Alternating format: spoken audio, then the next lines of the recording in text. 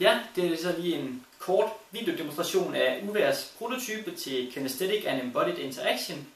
Konceptet det går ud på, at man kun bruger fødderne til at interagere med, så jeg har installeret et lille kamera nede ved gulvet, så I kan følge med i, hvordan mine fødder de bevæger sig.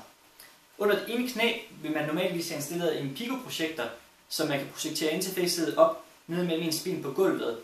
Sådan en kunne vi desværre ikke skaffe, så i stedet for, der bruger vi det her tv foran mig til at simulere interfacet med. Og på det andet ben, der har man så installeret et accelerometer. I det her tilfælde, der har jeg installeret en Wiimote, så vi kan måle, hvordan ens fod den bevæger sig.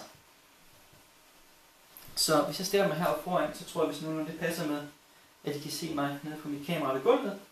Og hvis jeg så slår benene sammen og slår dem fra hinanden igen, så kommer det her interface op foran mig, hvor jeg så i det her tilfælde har brugt det til at kunne læse, hvilke beskeder jeg har i min indbakke.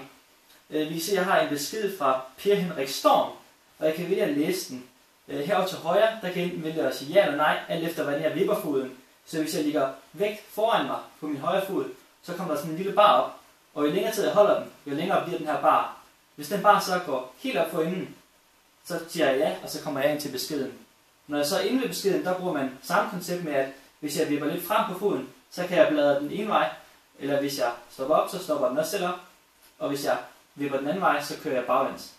Så på den måde kan jeg så læse beskeden hele vejen igennem. Og hvis jeg så vil stoppe igen, så kan jeg enten vælge at lukke mine fødder sammen, eller jeg bare kan gå videre, så stopper den. Så det er sådan set det.